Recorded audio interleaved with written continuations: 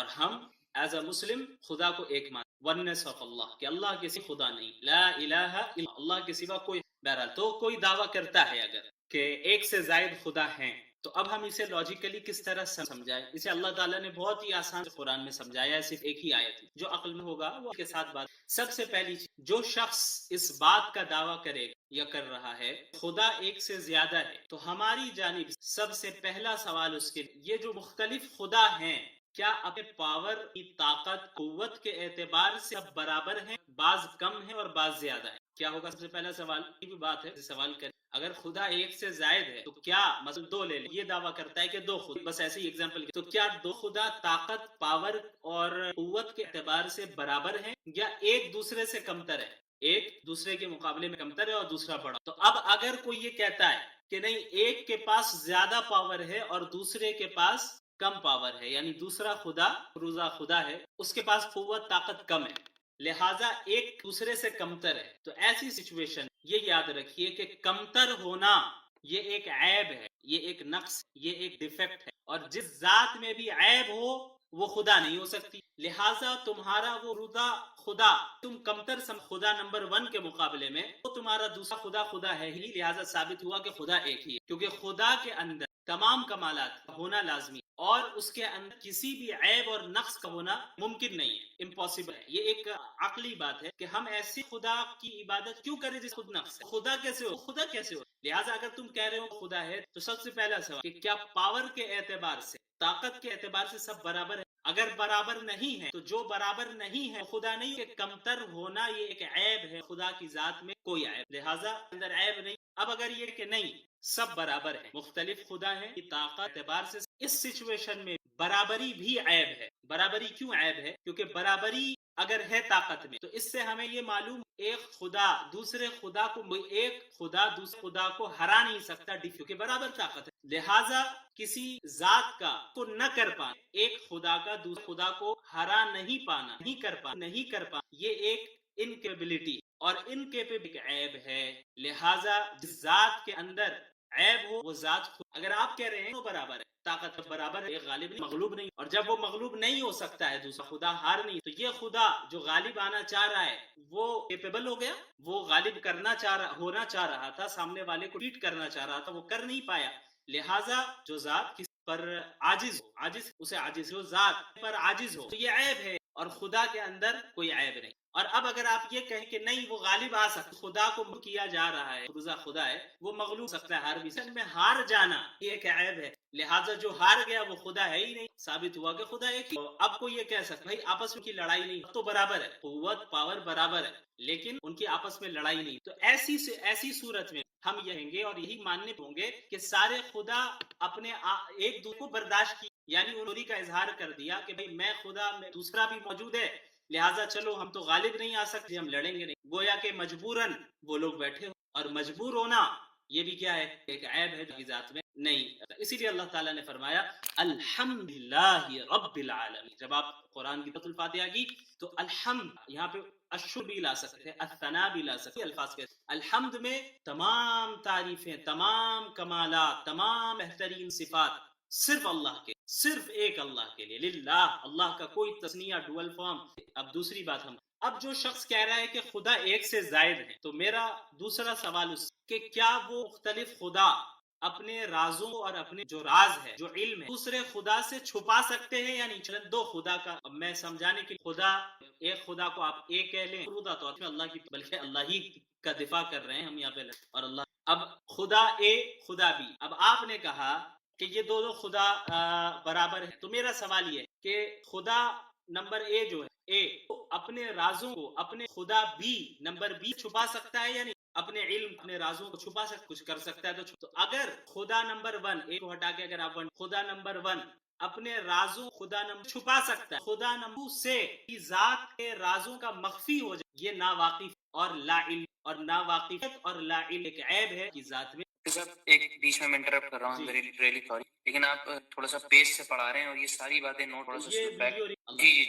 ہاں. تو خدا نمبر اے نے اگر اپنے رازوں چھپا لیا، خدا نمبر 1 نے چھپا دیا، خدا نمبر ان کے ساتھ کیا معاملہ ہوا؟ اس کے ساتھ یہ خدا نمبر اے کے رازوں کو نہیں جانتا، اور نہیں جاننے کو لا علمی اور جہالت کہتے ہیں، اور جہالت اور لا علمی ایک عیب ہے خدا کی ذات میں۔ اگر آپ کہیں گے کہ نہیں خدا نمبر 1 اپنے رازوں خدا نمبر سے نہیں چھپا سکتا، خدا نمبر بھی قادر کو کر سکتا ہے، چیز جان لے خدا وہی علیم ہو، اسی بات ہے، عقل کا یہی تقاضا ہے، نہیں چھپا سکتا خدا نمبر، یہ جان لے گا کہ یہ خدا نمبر 1 کا کیا راز ہے اور کیا اور رازوں خدا نمبر 1 ہے، یہ انکیپیبل ہو گیا، کس چیز میں کیپیبل ہے؟ اپنے رازوں چھپانے میں انکیپیبل، لہٰذا یہ چاہ کر بھی گویا کہ اپنے رازوں کو نہیں چھپا سکتا، یہ نہ چھپا پانا یہ عاجز، یہ بے بسی ہے، یہ ایک عیب ہے جو خدا کی ذات میں نہیں ہوتی۔ دونوں سچویشن، جو بھی مغلوب ہو رہا ہے وہ خدا کے دائرے سے، خدائی کے دائرے سے باہر ہو گیا، اور اسی کو اللہ نے قرآن کے بہترین انداز میں فرمایا وَلَا يُحِيطُونَ مِنْ عِلْمِهِ إِلَّا،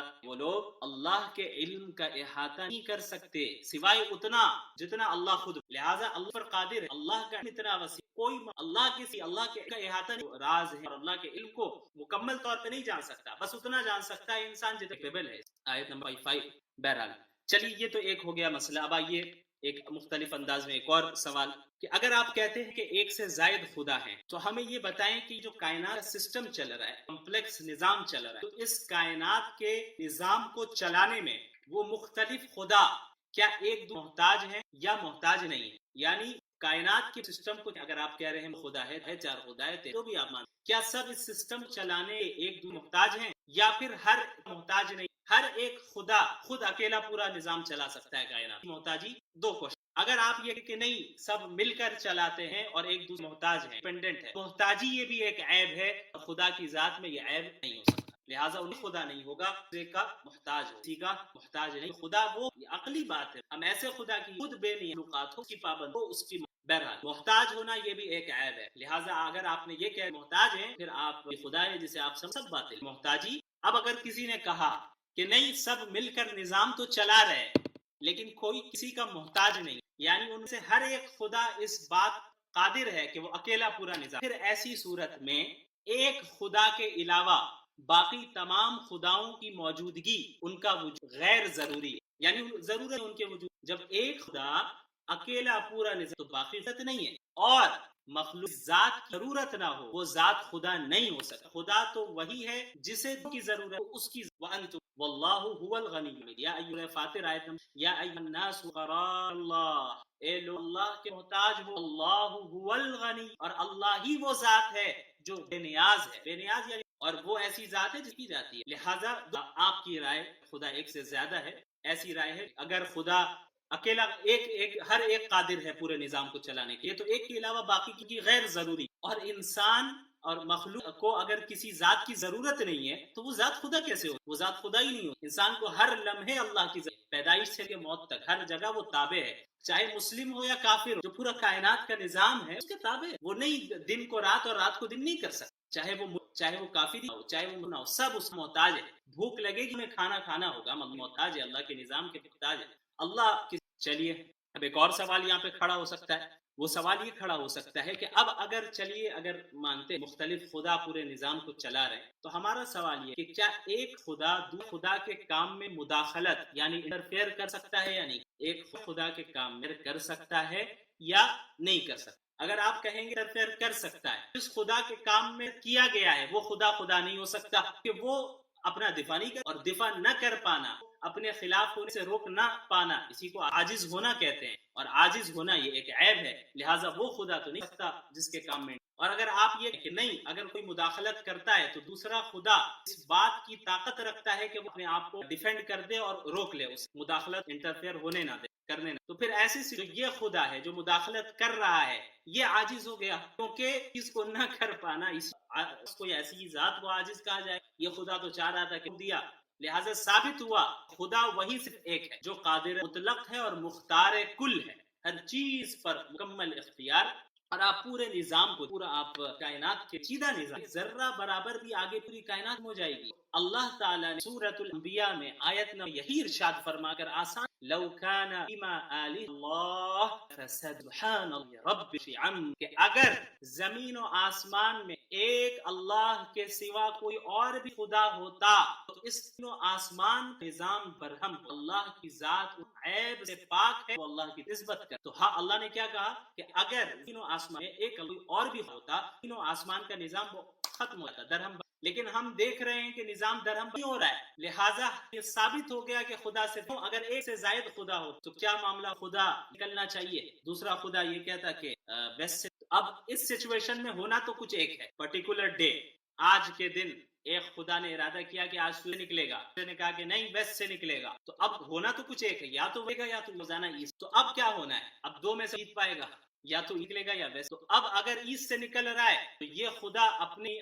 یعنی اپنی مراد پر کامیاب ہو گیا، اور یہ خدا جو ویسٹ سے نکالنا چاہ رہا تھا وہ ناکام ہوا. ناکامی ایک عیب ہے جو خدا کی ذات. اور اگر سورج ویسٹ سے نکل جائے، خدا ویسٹ سے نکالنا چاہ رہا تھا وہ خدا غالب آ گیا. سے نکالنا مغلوب ہونا یہ ایک ہو جانا ہے اور ایک عیب ہے، کوئی عیب نہیں. تو کسی بھی صورت میں یہ بات ثابت نہیں ہو سکتی خدا ایک سے زیادہ ہے. تمام عقلی دلائل اللہ کی ذات یہ عقیدہ زیادہ نہیں، عقیدہ ریشنل لاجیکل جو یہ عقیدہ رکھتے خدا ایک سے زیادہ ہے، چاہے وہ چار ہو ہزاروں، ان کا جو نظریہ ہے یہ ان دلائل کے ان عقلی دلائل. اسی لیے اللہ تعالیٰ نے توحید پر ایمان لانے کو لازمی کر. ایسا شخص جس تک دین کی دعوت نے جنگل میں پہاڑ میں رہتا ہے وہ اور اسے معلوم ہی اسلام کیا ہے، وہ پہنچا ہی نہیں، اتنا انجان دنیا سے اتنا کٹا ہوا ہے، اسلام کی دعوت پہنچا ہی نہیں، نہ ہی اس اسلام کا کے متعلق کوئی خبر سن. تو ایسے کے متعلق کیا حکم ہے؟ یہی حکم کہ اس سے صرف خدا کے ایگزسٹنس اور توحید وننس آف گاڈ کے متعلق اگر وہ بندہ خدا کے وجود کو مانتا تھا